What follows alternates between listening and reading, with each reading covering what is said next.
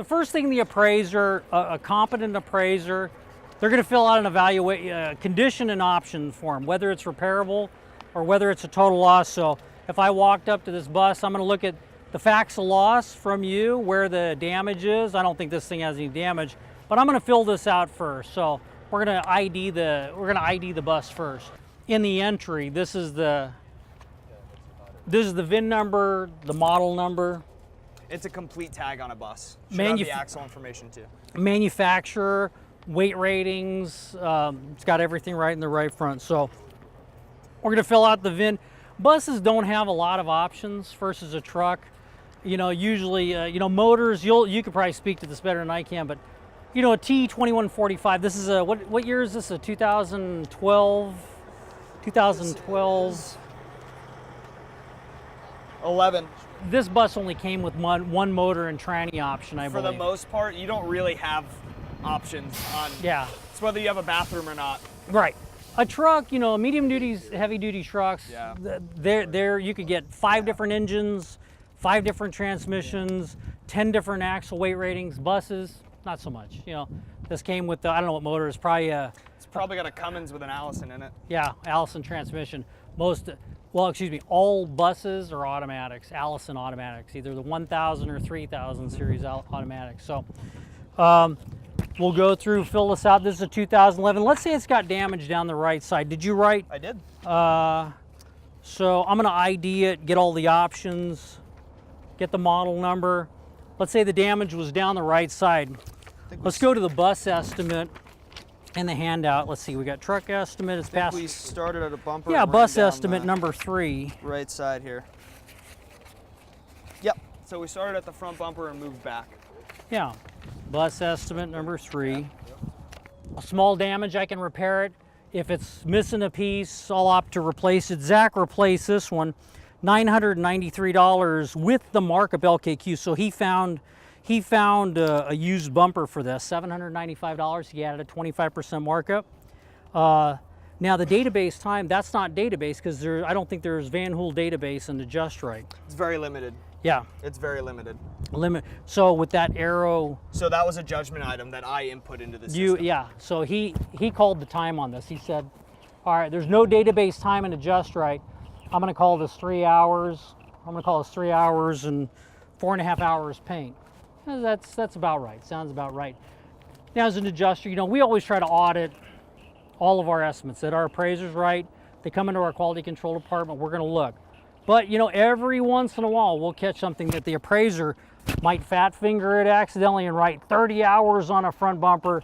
99.9% of the time we'll catch it. But you know, realize, you know, use these for references moving forward. How much time does it take to replace a bumper? How much time does it take to replace a side panel? Use these as a reference. A couple hours, few hours, replacing the side, 6 hours. You know, so if you see something that's 10 hours, I've always told this when I used to train adjusters that weren't appraisers when I was at Progressive, I'd say any labor, if you look at an estimate, you have the duty to review an estimate. Any labor time that's over 10 hours on one line stopper, just look at it. Because it could have been an error, might have been, you know, always take a look at that. So, replace the front bumper. The front cap, Zach, I'll let you explain what the front cap is. The buses and RVs are really, really similar, where this is actually all one panel. This whole front clip is one panel. You have the front bumper, you have a small grille, and then you have the headlamp and bezels, but everything else is actually one complete panel. It's called the front cap. You can see where it's seamed right up at the top. You see a little bit of a line where they seamed it together. So if this bus rear-ended that trailer and caved all this in, this was all broken apart, we'd replace the front cap. Did you actually write a cap on this? I didn't write a cap. Oh, just I repair. wrote to repair the cap. Repair I put 6 time. hours on it. Yeah. And with repairing and replacing caps and LKQ parts on buses in particular, they can be really difficult to find. It took me a long time to try and find just the bumper. So when you're looking at a cap, if you have a huge hole missing in a cap and a shop wrote 20 to 24 hours to rebuild the cap, it's not that unjustified. A lot of times when you look at replacing a cap, you have 20 hours in just pulling the cap off. That doesn't include any of the detrim, the 8 hours for the windshields, anything like that. So if you do have a huge hole in the front, some shops will opt to fabricate and patch that versus replacing the whole cap. One, to be time sensitive, because a lot of times to get a cap like that from Van Hool or Gillig, it could be months. Yeah. It could be months, you know, and you have to take into account downtime and everything else. Yeah. Entrance door, you'll see that we wrote an entrance door on this. Let's say this door was damaged. These things, if they're hit, and we replace, like, because of the articulation of these entrance doors, if the structure of them is bent, we're just going to opt to replace these. Like this door, $1,640 for the assembly, and That was used. And that's you wrote it as aftermarket. It's not I'm sorry, it was aftermarket. aftermarket. Aftermarket. Yeah, aftermarket door assembly. Aftermarket door assembly plus the labor time and the paint time to finish it. Always remember, OEM parts always come unfinished, so we always have to paint OEM parts. They don't come painted. Side note to that, you can, if you're buying a complete cab assembly from Freightliner, Peterbilt, on heavy or trucks? Kenworth, Yeah. on heavy trucks, You can get them painted the original code. you can get it painted. The entire bus is built out of, you know, Square tubing. one by one. So yeah, when these things go off-road, they flip over on their side, the entire structure goes, "Ee." And they're done. Might only be 2 inches, you know, or an inch where it gets off square, they're done. Yeah, I can't fix them. And if it's a real bad impact, they blow apart. Yeah. So common damage, we'll replace these compartment doors. Did we write a compartment door? We wrote a compartment door, I think, a wheel opening panel, and a transition panel. Yeah. Wheel opening panel. This is a wheel opening panel right here. So it's kind of like a fender. See, it's one piece, wheel opening panel. Luggage door, entrance door, luggage door. Oh yeah, okay. A luggage door assembly like one of these. The entire assembly. You actually found an aftermarket? Yeah. They were available? Yeah. Aftermarket, yeah, even I didn't know these things were available aftermarket. Needle There's a in a lot of haystack. Van Hool buses. It's a very common bus.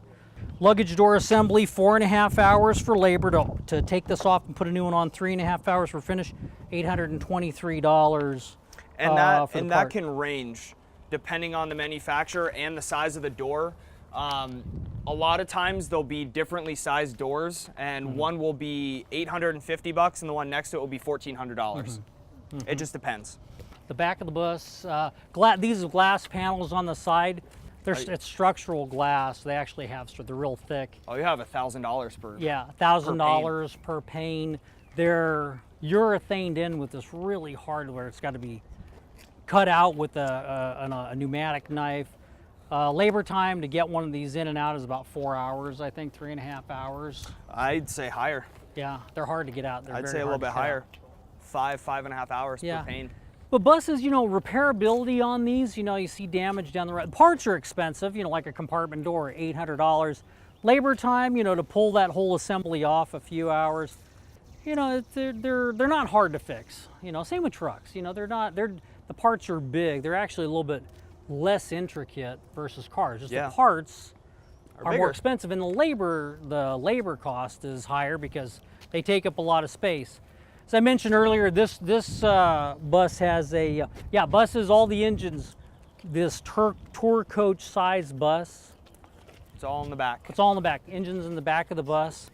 It's transverse, so the transmission and the engine, it's backwards. Like this is the front of the motor. The truck, front of the motor is pointing out the front, so it's transverse. Is that what you call it? Transverse, Yes. yeah. Yep. I can see this is a Cummins. Did the tag have the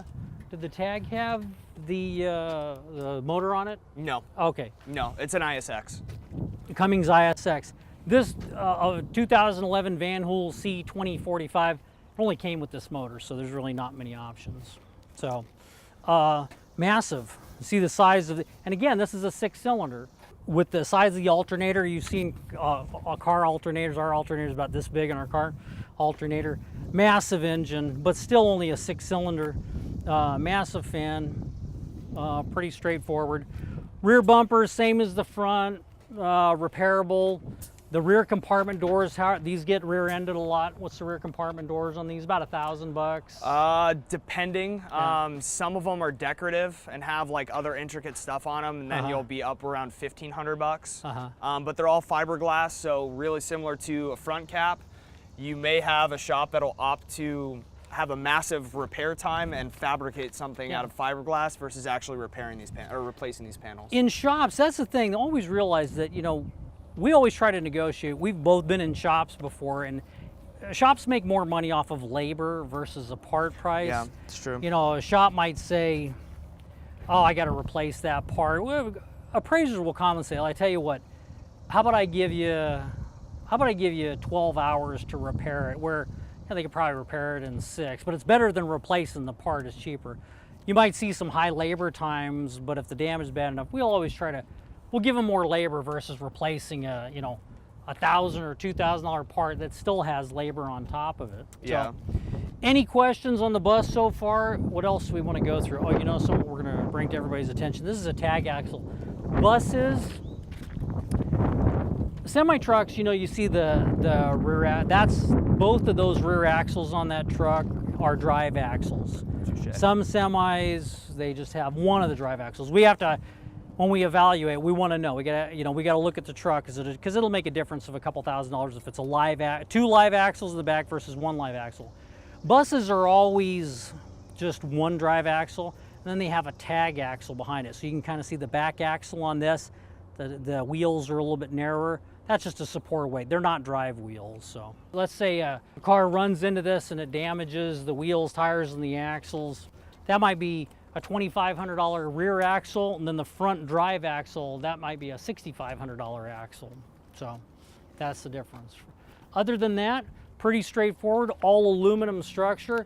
Now these are, again, these are all fiberglass. This is all fiberglass coach. Trucks, the body is primarily aluminum with the fiberglass front end.